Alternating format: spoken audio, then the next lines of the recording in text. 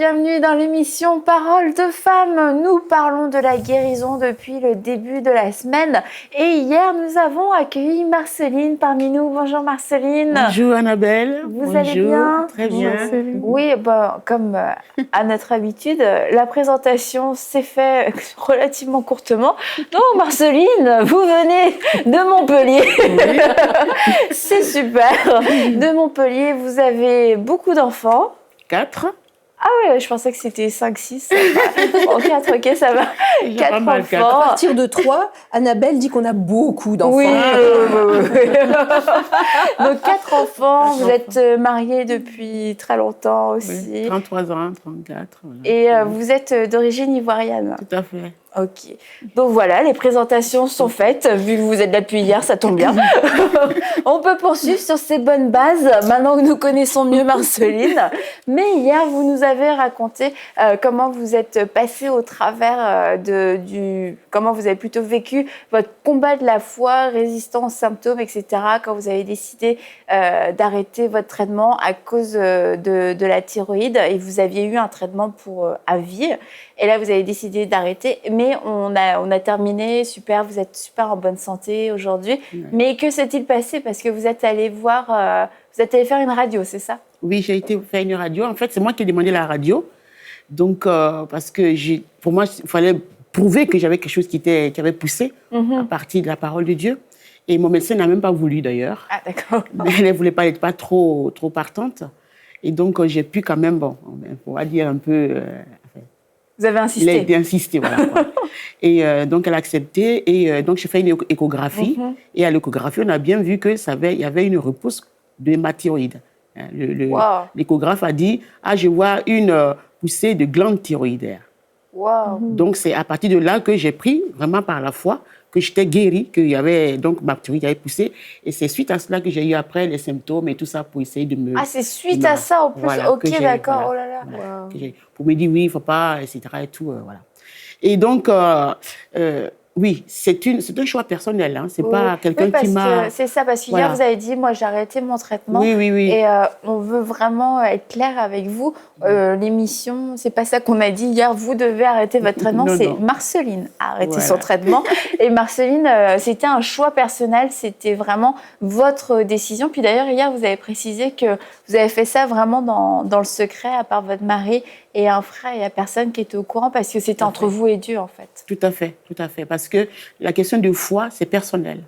C'est pas la foi de l'autre, c'est ma foi, moi, en Dieu, la foi de Dieu. Donc, c'est mon expérience personnelle, c'est moi qui ai décidé d'arrêter. Voilà. Et c'est pour ça que je n'avais pas parlé à tout le monde. Et je crois que j'ai bien fait parce que c'est aussi mon expérience. Parce que cette histoire de foi, c'est une question d'expérience personnelle. Voilà. Je ne peux pas dire à quelqu'un, n'arrête pas ton médicament, ou alors, j'arrête mon médicament comme cela. D'ailleurs, personne n'aurait voulu que j'arrête un médicament. Et moi-même, je n'étais pas partante d'arrêter le médicament. Mais j'avais besoin, je voulais être guérie. Et j'ai mis ma foi en Dieu. Et donc, j'ai décidé, moi, personnellement, c'était une histoire entre moi et Dieu. C'était vraiment comme cela. Donc, voilà, s'il y a en tout cas, si vous prenez vos médicaments, prenez-les et voilà quoi. Mais c'est une question personnelle. Et je me suis basée sur la parole que j'ai reçue moi personnellement. Parce que la parole de Dieu, elle est écrite pour tout le monde. Mais moi, personnellement, dans ma relation avec Dieu, Dieu m'a donné des paroles qui me concernaient moi, que j'avais besoin d'entendre pour actionner ma foi. Voilà. Et c'est ce qui m'a tenue, en fait. Voilà. Donc, je voulais juste souligner ça aussi. Oui, mais c'est vraiment très, très important de le souligner parce que quelquefois, et pas que pour la guérison, pour vraiment tous les autres domaines, on entend un témoignage et plutôt que d'agir sur une parole de Dieu, d'agir sur une révélation personnelle, la parole qui a été adressée personnellement, on va faire comme le frère ou la sœur et ça se révèle être un fiasco total dans notre vie. C'est pire, on se retrouve sinon même quelquefois endetté, etc. On entend des témoignages. Moi, j'ai semé, j'ai donné ma maison et puis après, j'en ai reçu 3. Là, tu te dis, moi aussi, je veux 3 maisons. Là, tu donnes ta maison et tu reçois pas 3 maisons et en plus, tu as juste perdu ta maison. C'est ça, tu te dis, pourquoi Seigneur, ça m'arrive? En fait, le Seigneur... T'as pas parlé pour faire ça. Et si le Seigneur vous a pas parlé de la manière dont il a parlé à Marceline, ne le faites pas, ne devancez pas le temps de Dieu. Et vraiment sondez votre cœur pour savoir est-ce que je suis dans la foi ou alors est-ce que je suis dans dans une espèce d'excitation quelquefois un petit peu émotionnelle. Ok, la sœur l'a fait, je vais le faire. Ou alors vraiment juste dans l'imitation. Ça, ce que Marceline partage, c'est comment Dieu a agi dans sa vie. Et c'est vraiment formidable. On se réjouit, c'est extraordinaire, c'est super beau. Mais c'est sûr que tout le côté, comment on le vit, la démarche, le processus, comme tu avais dit, Anne, en début de semaine, Dieu guérit de plein de façons. C'est tellement... Ça change d'une personne à l'autre. Donc, si on veut tout le temps imiter l'autre, on risque juste de passer à côté de notre manière, nous, par laquelle Dieu voulait passer. Donc ça, c'était important vraiment de le préciser. Merci Marceline. Puis on va poursuivre sur le thème aussi parce que vous avez reçu votre guérison et c'est formidable. Mais quelquefois, la guérison peut tarder à se manifester et puis vraiment tarder pas une semaine, 2 semaines. Il y a des gens, c'est pendant des années et ils continuent de croire, de se battre, mais c'est plus difficile quelquefois avec le temps qui passe et on se demande un peu, est-ce que je fais bien? Est-ce que je devrais arrêter? Est-ce que vraiment je me trompe pas de combat finalement? Donc cette émission-là, c'est vraiment pour vous encourager. Si vous n'avez pas encore reçu votre guérison, comment le vivre et comment vivre, je dirais, cette attente d'une façon active pour pouvoir continuer de croire dans les promesses de Dieu. Donc la première chose, je pense, ça va être de la persévérance. Oui, c'est ça. Mais je vais vous lire le psaume 119, 47. Je fais mes délices de tes commandements, je les aime. Je tends les mains vers tes commandements que j'aime et je veux méditer tes prescriptions. Souviens-toi de ta promesse. Et il faut se souvenir des promesses de Dieu. Dieu nous fait des promesses. Dans le cas de Marceline a vraiment saisi quelque chose pour elle. Elle savait que ça viendrait. C'est venu. Mais quand tu es dans le processus et que rien ne vient, tu pourrais être déçu, tu pourrais tomber dans le doute, tu pourrais... Peut-être autour de toi, si jamais tu en as fait part à tes proches, ils vont te dire « Oui, mais est-ce que tu es sûre? Est-ce que tu es folle? Tu as perdu la tête? Mais non, Dieu ne va pas te guérir. De toute façon, ta maladie est incurable. » On en entend de toutes les couleurs. Donc, il faut vraiment se saisir des promesses de Dieu et se souvenir de ce qu'il nous a dit et s'appuyer sur ses promesses. Et quand Dieu dit qu'il te guérit, il te guérit. Et quand on ne voit rien venir, il faut persévérer. Et c'est ça l'épreuve de notre foi. On l'a souvent dit dans des émissions précédentes. Ce qui va glorifier Dieu, c'est pas uniquement l'aboutissement, c'est-à-dire la guérison en tant que telle. Ce qui va aussi glorifier Dieu, c'est toute la manière dont tu as traversé ton épreuve. Donc toute la manière dont tu t'es tenu sur les promesses de Dieu, où tu as continué de confesser que tu vas être guéri, que Dieu a guéri, que tout a été accompli à la croix. Ça va glorifier Dieu autant que le résultat final. Donc il faut vraiment persévérer. Et il faut aussi oser croire, parce que ça demande de l'audace. Ouais. Je veux dire, ça demande de l'audace de croire. De croire alors qu'on est dans une civilisation qui est très matérialiste, très cartésienne, 1 + 1 = 2. Et là, si tu vas dire, mais ma thyroïde, on me l'a enlevée, elle va repousser, on va te dire, t'es complètement folle, ma fille. Et moi, je crois Marceline, et en plus, vous avez la preuve, vous avez votre échographie qui montre bien que la thyroïde a repoussé. Mais on est dans une société qui est tellement cartésienne qu'il faut beaucoup d'audace pour croire. Parce qu'on va être pris pour des idiots, on va être pris pour des fous dingues, par beaucoup, par des illuminés. Et même quelquefois, devant l'évidence, les gens autour de vous, même les médecins, vont dire « Non, mais est-ce que vraiment, au départ, il y avait cette maladie? Ou est-ce qu'on n'aurait pas échangé les dossiers? Ou est-ce qu'il y a toujours une bonne raison de remettre en doute ce qui s'est passé. Donc, il faut de l'audace pour croire que Dieu va te guérir. Le docteur t'a dit que c'était incurable. Oui, mais pour Dieu, rien n'est impossible. Donc, il faut avoir l'audace de croire. Et puis, il y a la persévérance et puis, comme je dirais, cette attente... on croit, on continue de croire, je continue de croire dans la promesse. Mais quelquefois, il y a comme un travail interne qui se fait et qui ne produit pas vraiment quelque chose de bon parce que comme là, le psaume que tu as lu, c'est « Je crois encore en ta promesse, j'aime ta parole ». Et quelquefois, c'est plus là, ta parole avait dit ça, mais moi, je ne le vois pas s'accomplir. Et ça tourne un petit peu comme en eau de boudin. Si puis-je me permettre. Oui, c'est ça. Quand la guérison tarde, je pense que le plus important, c'est vraiment de garder son cœur. Et moi, je peux dire, pour moi-même, je peux témoigner que ça fait des années que j'ai aucun symptôme de cette maladie de Crohn qu'on dit chronique et incurable. Sauf que j'ai pas le papier qui me dit que je l'ai vraiment plus dans mon corps. Donc pour moi, je vis dans la guérison divine, Mais j'ai pas comme... j'ai pas la preuve encore. Et ben j'ai appris à pas me décourager parce que j'ai... L'important, c'est la fondation. C'est de savoir qui est Dieu. Et en fait, c'est que si je sais que Dieu est l'auteur de cette guérison, que Jésus a tout accompli à la croix, c'est fait. On a parlé cette semaine, il y a toute une question d'identité. C'est de garder, dans le fait, là, c'est de garder son cœur, c'est de garder, premièrement, ses pensées. Et c'est de savoir vraiment que Dieu est bon. Et que là-dessus, je ne changerai jamais. Et pour moi, ça, c'est indéniable. Si je sais que Dieu est bon, que Dieu ne change pas, eh bien, Dieu ne changera pas d'idée. Dieu n'a pas changé d'idée, même si j'attends. Dieu n'a pas changé d'idée si j'ai ressenti des symptômes. Dieu est toujours le même. Et ça, vraiment, c'est la base pour moi de garder son cœur. Pour moi, je garde mon cœur dans le fait que la bonté de Dieu, c'est éternel et que son cœur, c'est la guérison parce que Dieu est amour. Et ça, c'est sûr, c'est quelque chose de tellement certain pour moi que Jésus a tout fait à la croix et que Dieu est bon, qu'on pourrait faire un immense procès et qu'il n'y a personne qui réussira à me convaincre que Jésus n'a pas tout accompli à la croix et que Dieu... que personne ne pourrait me convaincre que Dieu est méchant et que le diable est bon. On ne pourrait jamais inverser ça. Donc, pour moi, ça, c'est la base. C'est vraiment de juste être affermi là-dedans. Et après, ben, je garde mon cœur, je garde mes pensées. Mes pensées, comment je vais garder mes pensées? Ben, je garde toujours les yeux sur la parole.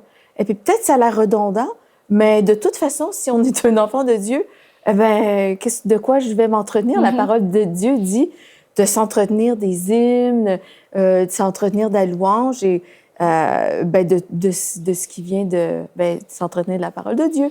Et la parole de Dieu, ben, c'est la vie. Mais comment toi, tu as vécu les fois où tu as eu des rechutes? Parce que, bon, OK, tu as raconté, là, genre, une première fois, 11 mois, tu n'as plus rien. Après, tu as des symptômes, tu commences à réavoir des douleurs, etc. Et quelquefois, ça crée vraiment de la déception. On en a parlé un petit peu hier, Anne, je crois, c'est toi qui en avais parlé. Puis ça crée de la déception et c'est comme, est-ce que je vais encore oser croire? Parce que quelquefois, ça fait quasiment plus mal, j'ai l'impression, une fois que tu l'as eu une fois et puis, c'est plus là, tu te dis, est-ce que vraiment, tu sais, cette fois-ci, est-ce que je vais encore oser m'exposer à la foi? Oui. Comment peux-je dire ça? En fait, quand je comprenais pas trop, quand je comprenais un peu moins, et quand j'étais peut-être moins affermie dans l'amour de Dieu, vraiment que j'étais certaine des promesses, j'étais moins certaine, mais c'est là que j'étais plus déçue. Mais plus j'étais affermie dans la parole, et bien après, moins j'étais déçue parce que je me disais, c'est juste, je comprends qu'un espoir différé rend le cœur malade. Ça, je comprends ça. Puis je peux comprendre les gens qui luttent avec des symptômes, qui luttent avec la maladie, qui luttent avec toutes sortes de choses, ça peut être la dépression. En fait, c'est comme si je me disais, je retrousse mes manches puis je persévère. Je continue. Moi, c'était ça mon attitude. J'ai bien fait de garder mon cœur aussi, d'être amère. Parce que l'amertume, en fait, je sais que si je garde plein d'amertume, en fait, ça va vraiment littéralement rendre mon corps malade. Donc, mais ça fait que si on garde plein d'amertume dans le fond de notre cœur, non seulement ça peut conserver la maladie, mais ça peut causer des maladies. Donc ça peut... C'est juste un empêchement aussi pour que je sois guérie si je suis amère. Ça me donnait non plus...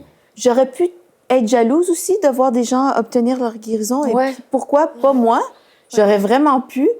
ça peut être tentant des fois, mais ça donne rien. Ça donne rien. Ça fait pas que toi, t'es guérie quand on voit de la guérison de l'autre. Mais j'y gagne rien. Puis en même temps, la jalousie, je pense, quand tu y penses, ça crée l'amertume aussi. C'est comme un cercle vicieux. Dans le fond, vraiment, pour moi, là, c'est vraiment toujours garder mes yeux sur Dieu. Mais c'est pas compliqué, en fait. Si je pourrais te dire, je pourrais te donner des formules super magiques, mais il n'y en a pas. Mais toi, en fait, parce que ta guérison se résume, si je peux dire ça, si on peut dire ça comme ça, au fait que tu as cru dans la parole de Dieu. Exactement. Et que du coup, c'est pour ça que tu dis aujourd'hui, c'est simple, c'est pas si compliqué. Ouais. Mais je pense que c'est bien de le dire parce que quelquefois, on se perd dans l'enseignement, Exactement. on se perd dans plein de choses. Puis c'est comme, tu sais, la guérison, c'est compliqué, c'est plein d'étapes, c'est plein de choses. Ouais. On voit Marceline, elle a cru. Tu sais, puis t'as cru et Mais si je peux me guérison s'est permettre manifestée. de dire aussi qu'à un certain moment donné, j'ai pu me perdre dans les raisonnements aussi. À cause de ça, on peut se perdre à essayer de trop comprendre et de trop rationaliser, essayer de trop rendre les choses cartésiennes. Puis en fait, ça se résume juste au fait juste abandonner dans l'œuvre tout accomplie de la croix. Et comment je combats dans... Ça peut avoir l'air ironique de dire, je me repose dans le repos dans l'œuvre tout accomplie de Jésus, mais je combats le bon combat. Dans le fond, c'est juste, je sais que ma victoire est accomplie. Je résiste en sachant que Jésus a tout. Et tout à l'heure, tu as cité un espoir différé rend le cœur malade, mais la suite, c'est un désir accompli est un arbre de vie. Et aujourd'hui, on vit dans ce tout accompli-là. Mon désir de guérison est accompli au travers de la croix, au travers de Jésus-Christ, et c'est un arbre de vie. Donc oui, c'est sûr, on peut vivre comme ces déceptions. Ok, j'ai cru, vraiment, j'ai encore cru. Mais la suite est encore plus importante. Mais mon désir est accompli en Jésus-Christ. Et mon désir accompli est un arbre de vie dans mon corps qui va porter la vie de Dieu et qui va faire que la guérison va se manifester. Et puis, je pense que Marceline, vous vouliez Oui, c'était juste pour ajouter quelque chose, pour dire que quand on a reçu la guérison, personnellement, on vit comme si on était en bonne santé, quoi. Ouais. On vit normalement, pour ne pas penser, réfléchir, laisser justement l'opportunité à d'autres choses de venir pour nous donner du doute, etc. On vit normalement, comme si, enfin, pas comme si, mais on est guéri, nous. Donc, c'est important aussi ça, de non seulement, comme elle disait Mathilde, de vivre dans la sainteté, de dire, je ne vais pas garder l'amertume, je ne vais pas être amère, je ne vais pas me plaindre, etc. Et tout, mais aussi de vivre normalement, quoi. Voilà. D'avoir une mentalité de guéri, en fait. Voilà, on n'a pas une mentalité de malade. Je suis un guéri de l'Éternel, donc je vais penser comme un guéri de l'Éternel. Voilà, c'est ça. Et puis ça, c'est un autre point aussi important quand la guérison tarde à se manifester.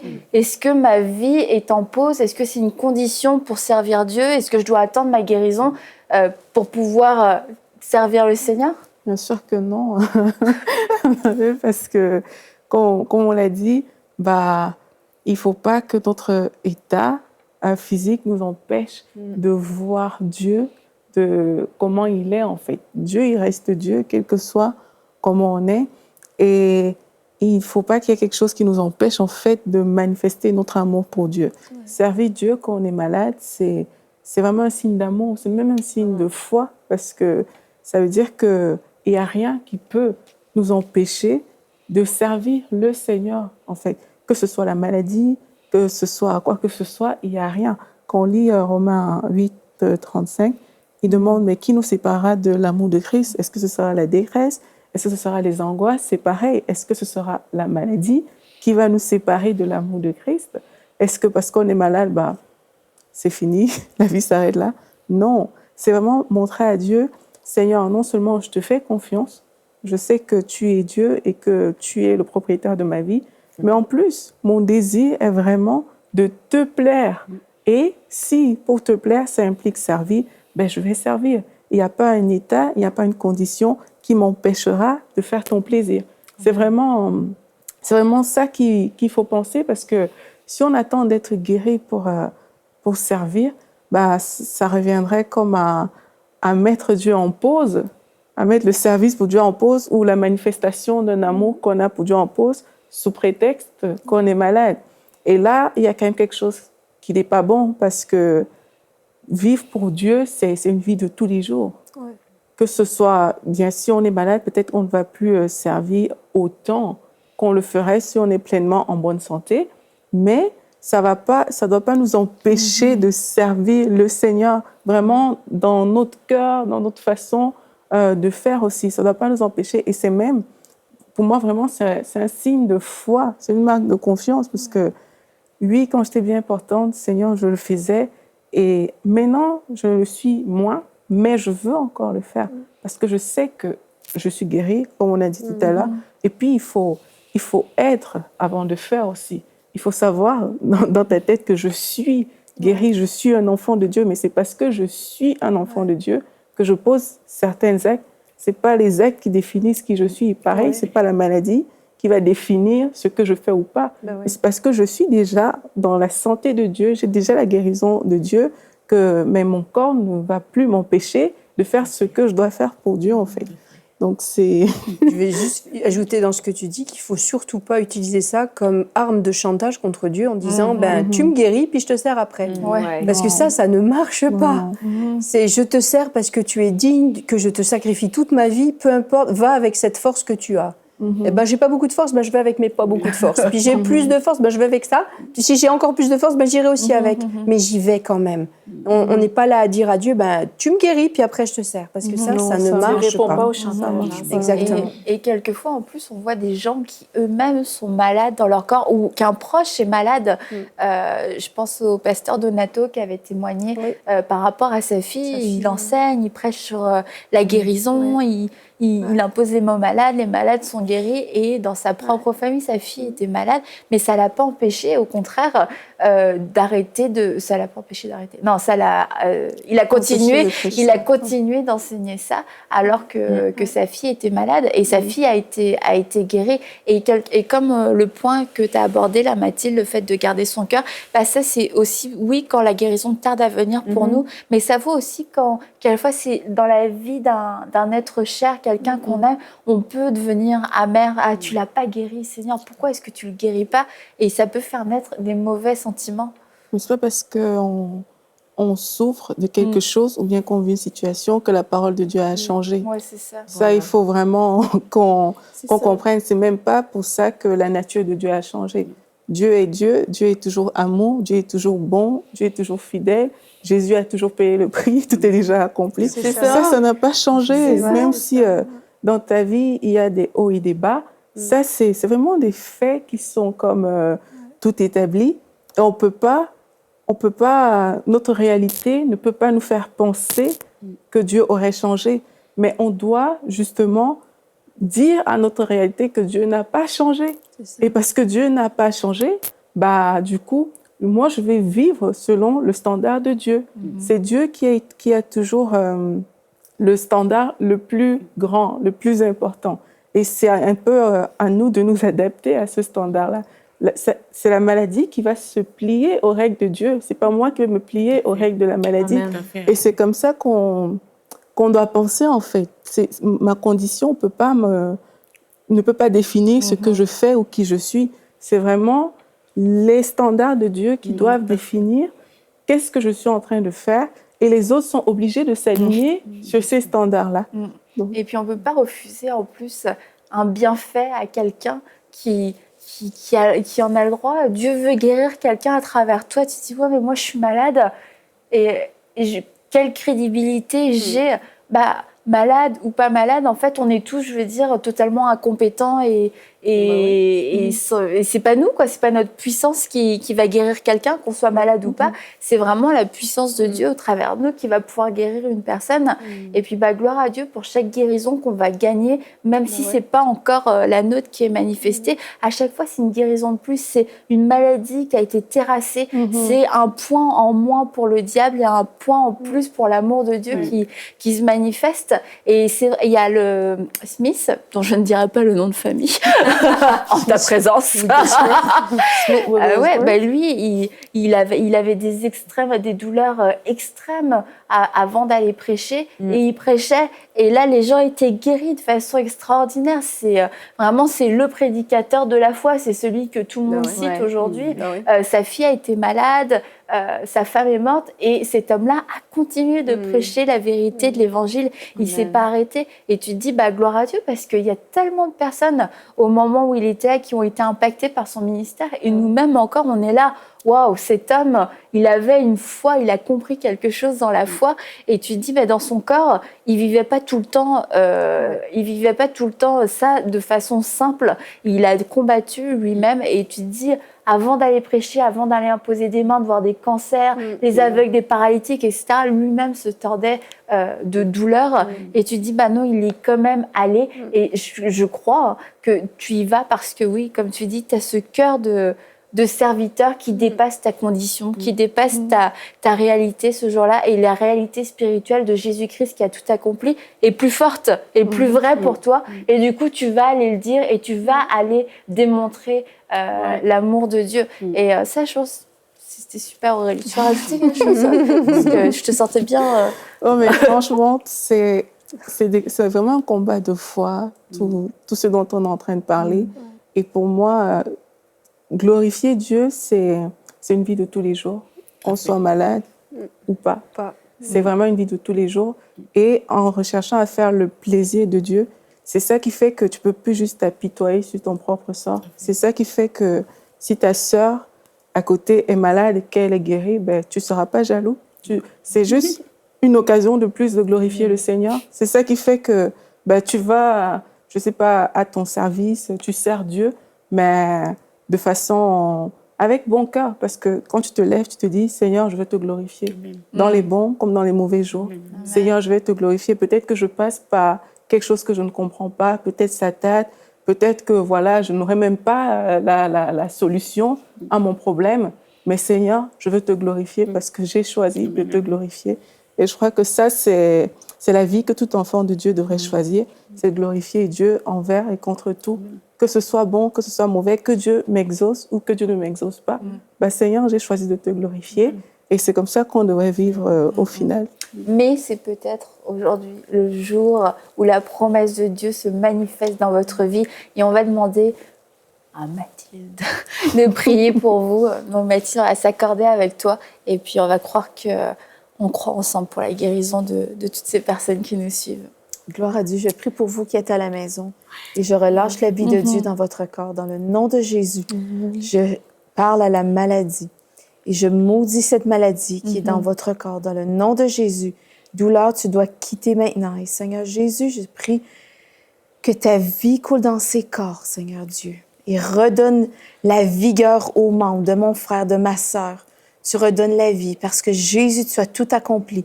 Par tes meurtrissures, vous avez été guéris. C'est une promesse certaine. Jésus l'a fait. Simplement, vous appropriez cette promesse. Recevez la vie de Dieu dans votre corps. Je parle à toutes vos cellules et je déclare qu'elles reprennent vie. Amen. Alléluia. Merci Seigneur Jésus. Amen. Amen. Et on peut lire dans Hébreux 6,15 et c'est ainsi qu'Abraham, ayant persévéré, obtint l'effet de la promesse. Mettez votre prénom à la place d'Abraham. C'est ainsi que Gisèle, ayant persévéré, obtint l'effet de la promesse.